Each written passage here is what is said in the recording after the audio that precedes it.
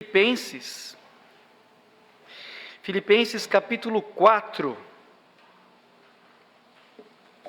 Filipenses capítulo 4, leremos do versículo 11 ao 13. Filipenses capítulo 4, do 11 ao 13, tema da mensagem desta noite, o Cristo que nos fortalece. E diz assim a palavra de Deus: o Cristo que nos fortalece é o tema da mensagem, e diz assim o texto, Filipenses 4, de 11 a 13. Não digo isto como por necessidade, porque aprendi a contentar-me com o que tenho. Sei estar abatido, e sei também ter abundância. Em toda a maneira e em todas as coisas estou instruído, tanto a ter fartura como a ter fome, tanto a ter abundância como a padecer necessidade. Posso todas as coisas em Cristo que me fortalece. Obrigado, Senhor, pela Tua palavra, que é eterna, que é a verdade e que traz esperança ao nosso coração. Que na meditação dessa noite o Senhor nos fale profundamente, que saiamos fortalecidos por Cristo, que é o nosso Salvador. E é no nome dele, Senhor, que nós oramos. Amém. Podemos sentar.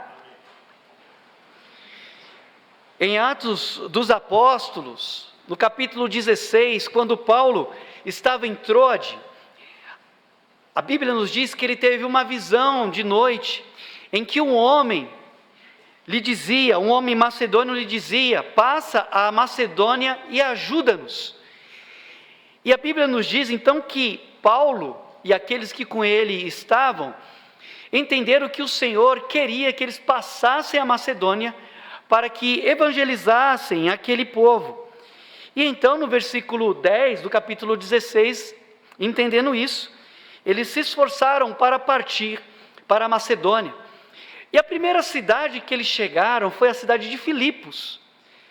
E lá em Filipos, a primeira pessoa que se converteu foi uma mulher, Lídia, às margens de um rio.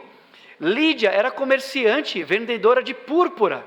Ela era da cidade de Tiatira, mas estava lá em Filipos.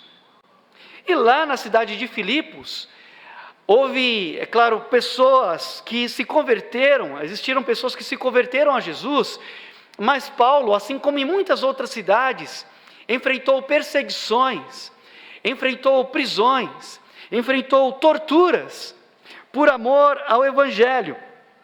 Lá em Filipos, depois que Paulo expulsou um demônio de uma menina, ele foi preso, porque o lucro de alguns homens daquela cidade cessou.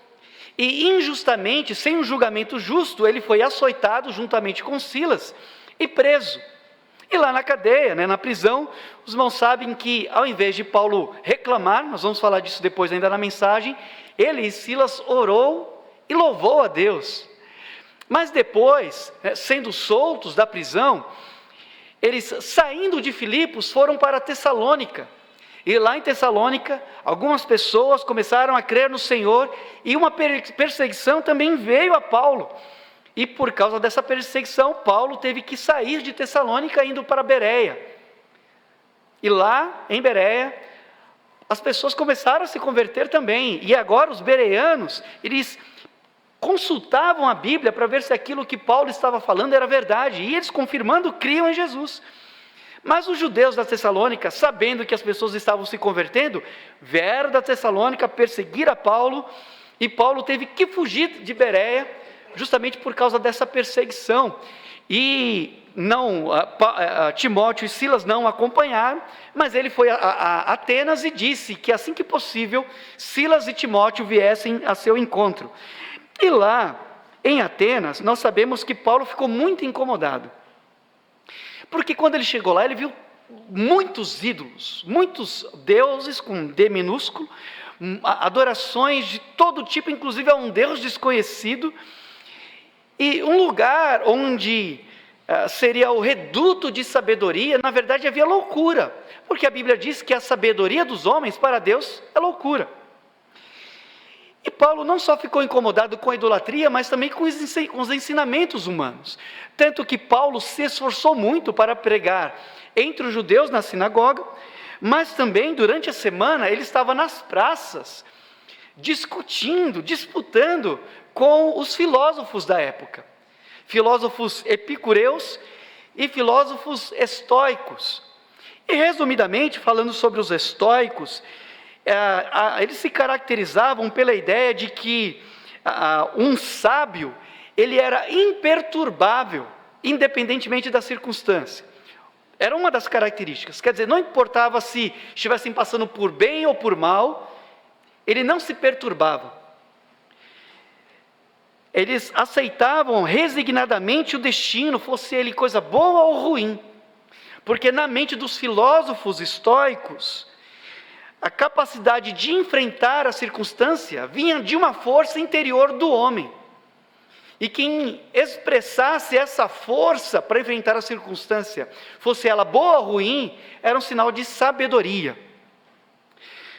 Mas Paulo, aos Filipenses, mostra que a força que tinha para enfrentar as circunstâncias não vinha de si mesmo.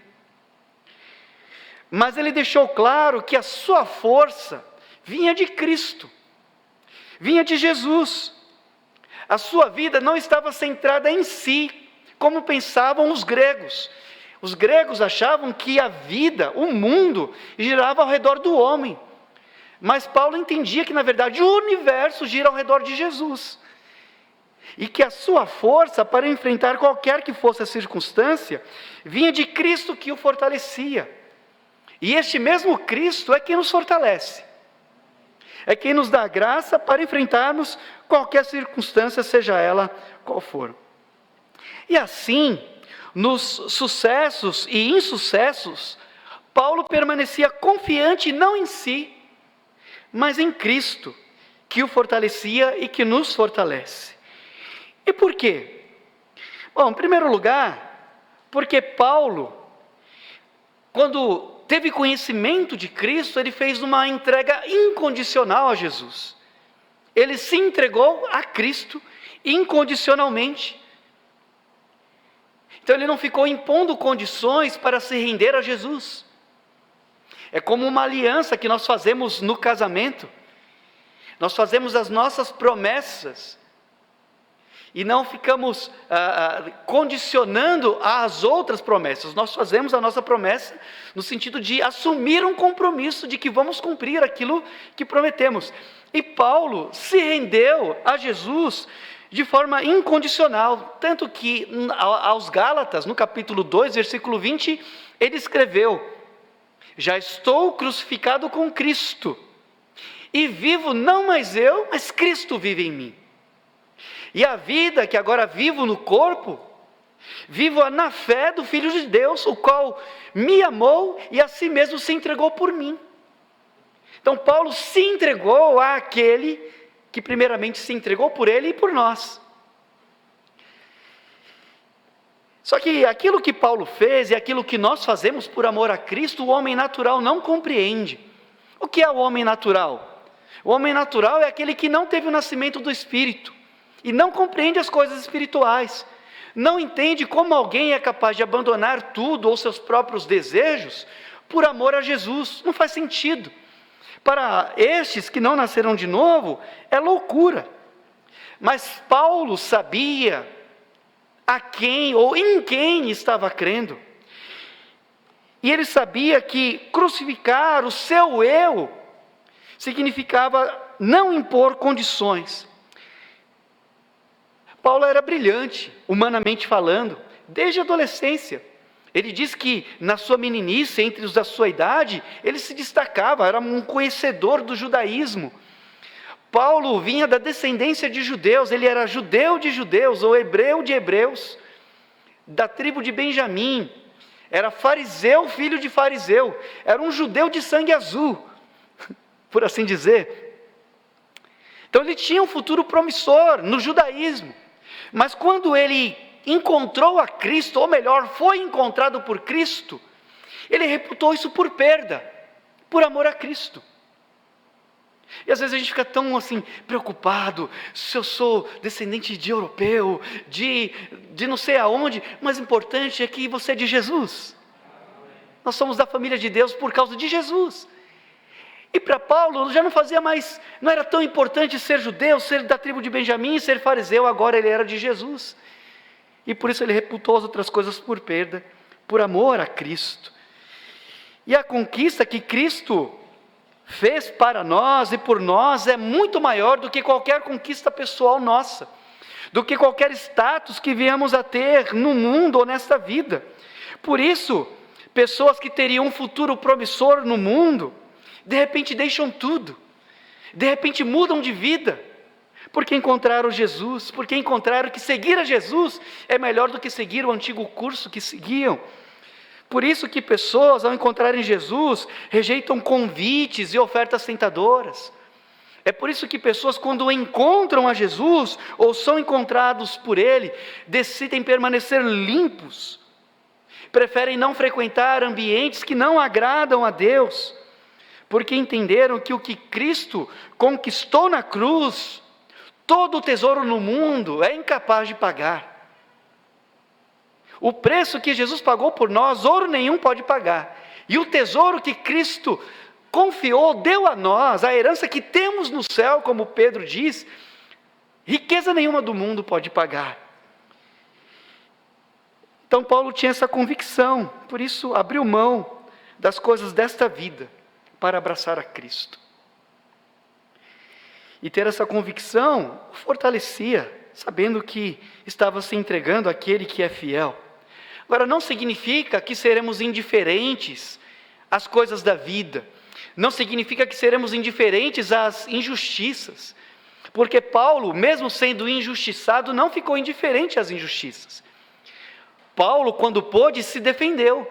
Quando questionaram o seu apostolado, ele se defendeu.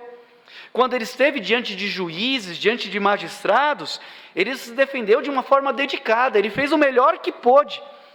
Mas ele sabia que acima dos magistrados, acima dos governantes, acima dos reis, havia o Rei dos Reis e Senhor dos Senhores. E ele sabia que a sua vida, tanto nas coisas boas ou ruins, estava nas mãos do Rei dos Reis, que é Jesus. E assim as nossas vidas também. Nós não ficamos indiferentes às coisas, às injustiças, mas nós sabemos a quem pertencemos e a quem nós nos rendemos. No trabalho, às vezes nós somos perseguidos.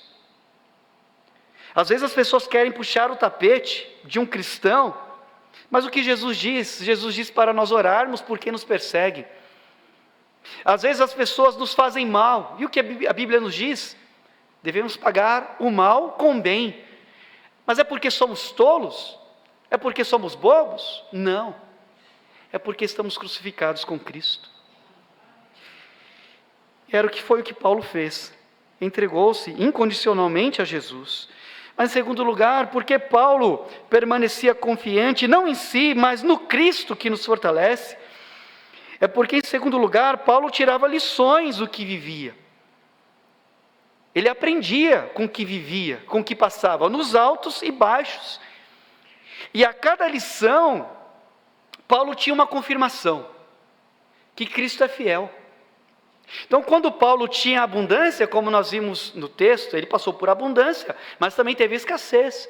E quando Paulo passava por momentos de abundância, ele tirava uma conclusão: Cristo é fiel. Mas quando Paulo tinha escassez, ele chegava a uma conclusão: Cristo permanece fiel. Quando Paulo era recebido em algum lugar que chegava, ele chegava a uma conclusão: Cristo é fiel. Mas quando ele era perseguido, ele sabia, Cristo permanecia fiel. Então, nos altos e baixos, Paulo aprendeu da vida. E, sobretudo, aprendeu que nos altos e baixos, Cristo permanecia com ele. Dizer que aprendeu a contentar-se com o que tinha é muito significativo. Porque se Paulo aprendeu, é porque é possível que nem sempre foi assim. Foi um aprendizado. Talvez tenha chegado um momento em que Paulo entendeu que o descontentamento era prejudicial a ele mesmo. Porque quando o descontentamento nos domina, nós nos tornamos ingratos, nós nos tornamos murmuradores, insuportáveis, nós nos tornamos pessimistas. Já pensou se lá em Filipos, Paulo, quando estava preso por causa de Jesus, começasse a reclamar? Senhor, eu estou aqui pregando o Evangelho e aí eu vou preso? Essas pessoas fazendo injustiça? Mas não, a Bíblia diz que Paulo e Silas cantavam e oravam em Filipos. E lá, quando houve um terremoto, um carcereiro que pensou em tirar sua própria vida, Paulo intercedeu por ele: não faças nenhum mal contra a sua vida, porque nós estamos aqui. E o carcereiro pergunta: o que farei para ser salvo? O que devo fazer? E Paulo disse: crê no Senhor Jesus e será salvo tu e tua casa. E ele então cuidou de Paulo, limpou as feridas de Paulo, e ele e a sua casa se entregaram a Jesus. E possivelmente aquele carcereiro e sua família, lá em Filipos, leram essa carta de Paulo. Olha o resultado da postura de Paulo em aprender a contentar-se independentemente da circunstância. Agora, querer o melhor não é errado. O errado é querer qualquer coisa a qualquer custo. E nós também precisamos entender que é ruim não dar valor ao que nós já temos, o que temos recebido da mão de Deus, porque dependendo da nossa postura de ingratidão ou descontentamento, nós fechamos portas e perdemos oportunidades. E se Paulo aprendeu a contentar-se com o que tinha, foi porque tirou lições da vida. Paulo não estava falando apenas de suprimentos, mas de todas as circunstâncias, porque a vida é cheia de lições em todos os aspectos. Você já saiu de uma reunião com a sensação de frustração? Você já saiu de uma conversa com uma sensação de derrota, ou de que eu poderia ter feito melhor, eu poderia ter abordado de uma outra maneira? Se você saiu de uma reunião ou de uma experiência decepcionado, mas não aprendeu a lição, então você perdeu duas vezes. Porque há quem diga que quando a gente perde na vida, mas não aprende a lição, então a gente perde duas vezes. E Paulo, quando ganhava ou perdia, ele aprendeu a contentar-se com o que tinha. E o que você tem aprendido da vida? O que você tem aprendido da pandemia? O que você tem aprendido nas derrotas e frustrações? Paulo aprendeu a contentar-se com o que tinha, porque tirava lições, e a maior lição é que na escassez ou na abundância, Cristo permanece fiel. Mas por último, porque Paulo permanecia confiante, não em si, mas no Cristo que nos fortalece, é porque ele sabia que a sua força vinha de Cristo e não da sua capacidade. O próprio Paulo reconheceu que a sua capacidade vinha de Deus. Ele era o que era e somos o que somos, por causa da graça de Deus. Se você prospera em algo, na sua família, no seu trabalho, na sua vida, é porque Cristo tem te abençoado, reconheça isso. E as experiências que Paulo teve ao longo da vida, lhe fizeram a chegar a uma conclusão: Cristo era quem o fortalecia em todas as circunstâncias. No versículo 11 ele disse: aprendi a contentar-me com o que tenho. E se a gente parasse nesse versículo, diríamos: Paulo é um autoconfiante. Mas não é bem assim, porque os versículos continuam. No 12 ele disse: sei estar abatido e sei ter abundância. Continua ainda o versículo 12: em toda maneira e em todas as coisas estou instruído, tanto a ter fartura como a ter fome, tanto a ter abundância como a padecer necessidade. E se parássemos por aqui, nós diríamos: Paulo parece muito experiente, e a sua experiência trouxe indiferença, ou ele estava pronto a enfrentar todas as dificuldades, por causa da força que ele desenvolveu em si mesmo. Mas aí no versículo 13 ele explica por que ele sabia, e por que ele aprendeu a estar abatido e a ter abundância. No versículo 13 ele diz: é porque Cristo o fortalecia. Ele disse: posso todas as coisas em Cristo, que me fortalece. É claro que, como qualquer ser humano normal, Paulo tinha suas dores, Paulo tinha suas queixas, tinha seus momentos de solidão, de altos e baixos, mas como somente alguém que confia em Cristo, ele tinha forças que vinham do alto. O ser humano passa por lutas. Nenhum de nós está livre de lutas, de injustiças, sofrimentos. Mas quem tem a Cristo tem um fortalecimento sobrenatural, porque vem do alto, vem de Jesus. E essa era a razão de Paulo permanecer firme, apesar das privações e das lutas, das perseguições e portas fechadas. E não há nada no universo que seja maior que a capacidade de Jesus de nos fortalecer e preservar as nossas almas. Então isso explica porque Paulo escreveu a Timóteo, que conhecia também as lutas de Paulo, seu pai na fé, dizendo o seguinte, 2 Timóteo capítulo 1, versículo 12, e eu encerro citando parte desse versículo: eu sei em quem tenho crido, e estou certo de que é poderoso para guardar o meu depósito até aquele dia. Então, independentemente das lutas que passamos ou enfrentamos, é Cristo que nos fortalece, nos altos e baixos, nas frustrações ou nos sucessos. Que os nossos olhos estejam voltados ao Senhor, e que os nossos corações estejam alicerçados nas promessas do nosso Salvador. Vamos louvar o Senhor? Coloque-se em pé.